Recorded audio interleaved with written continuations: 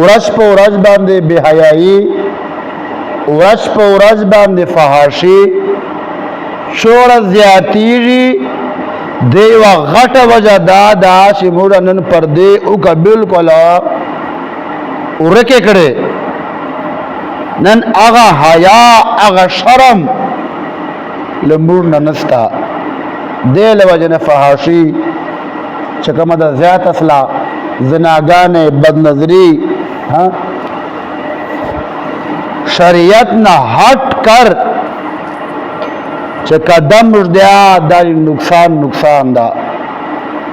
قرآن و حدیث کم شای بیان کړای دا په هغې باندې عمل کول ضروری دا او دې دنیا ګټه دا آخرت ګټه دا.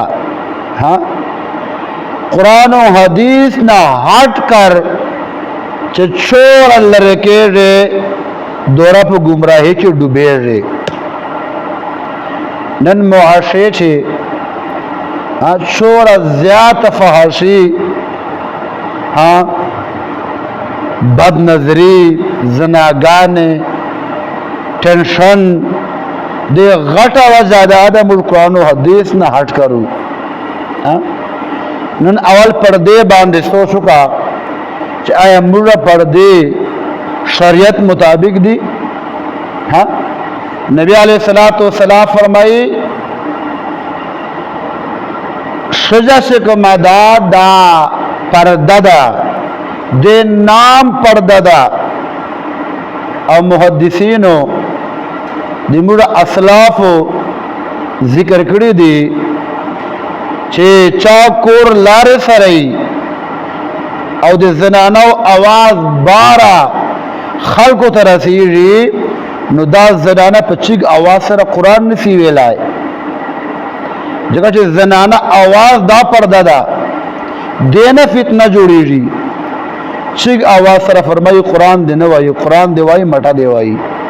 چې دې لارې سره کور ده دې आवाज هغه ته رسیږي. نن سبا سوشل میډیا دور دا، فیسبوک باندې یوټیوب باندې نتخوانی پروګرامونه کوي زنانه په فیسبوک باندې یوټیوب باندې ویډیوګانې اپلوډ کوي او دا کار دو ثواب غني. اگر چې نعت ویلای دا، اگر چې قرآن تلاوت کړای دا، خو په شرعي طریقې نه دا کړای. فیسبوک ته کم ضرورت ده شجا چیک आवाज سره قرآن نسی ویلای، आवाज پر دو خلقو تا نسی ور اروی دلای بیا دا جان په فیسبوک باندې ورکولای شي. دا خپل ناتخوانی په فیسبوک باندې ورکولای شي. نبی علیہ الصلوۃ والسلام فرمایي شجا شکما دا دی عزت شایدا، دا دی پردې شایدا او دا چې کله کور نه بار وځي نو شیطانان خلقو توجه هغه طرف ته کیو، هغه طرف ته د شیطان خلقو توجه کی، شیطانان اور باندې غالب سی. دا بے پردے کور نه بار وځي دا فتنه ده. او نبی علیہ الصلوۃ والسلام حدیث مبارک خلاصه ده چې زنانا پرده شکم ده د میړه بغیر کور نه وتلو اجازت نشته وتا. اگر چې کدا پلار غواړي کدا مور غواړي خو چې د میړه اجازت نه وتا له کور بارا نسی وتلای. نن مرا معاشره چې شور بے پردگی ده، شور بے حیائی ده. بازارو ته لارسا، سکولانو ته، کالجانو ته تاو ما خويندې میندې تاو ما عزت دخشي پروا منسته. خلق بیا وای ملګان د تعلیم خلاف دي. تعلیم خلاف نه یو مرا، دغه ماحول خلاف. دا ماحول دا ټیک نه ده. تعلیم بذات خود دا جائز دا ضروری دا، آشج پارا ضروری دا، نر پارا ضروری دا. خدا سے کل ماحول چھے بازاروں چھے پا کالجانوں چھے یونیورسٹیوں چھے پا سکولانوں چھے تاو ما عزت پردو استاجانو سرا پردو شاگردانو سرا دا یو کل میدان دا دخش شریعت تا تا اجازت ندر گئے قرآن تلاوت ثواب دا خو قرآن پا گنجی باندے نسے ویلائے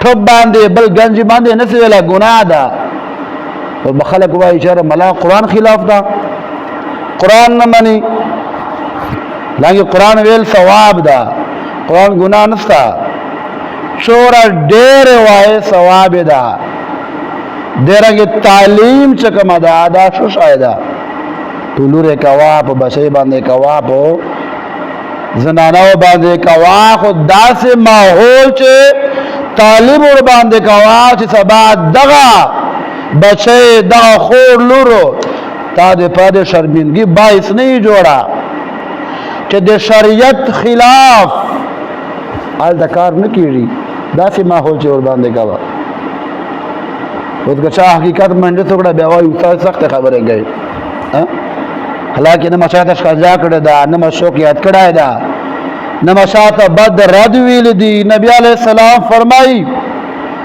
زنانا داد حیا شاہدہ دابا پردیش اوسی اللہ تا فرمائی اید ماں محبوبہ تو فرمایا خپلو بی بیانو تو فرمایا خپلو بچے تو فرمایا او د کائنات ټول زنانو ته فرمایا چې تاسو په خپل ځانو باندې شادر واچو تاسو پرده وکړو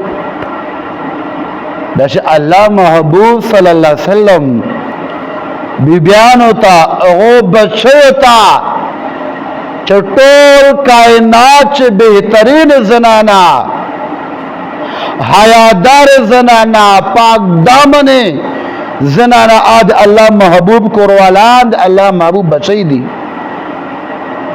پا تاریخ سے دینا بہتر زنانا ندی راغلے قرآن گواہی کئی حدیث گواہی کئی چا اللہ پاک آغا تا پردی حکم ور گئے چا گناہ تصور نسے ہوتا کولائے تاسو پردی سے ہوسو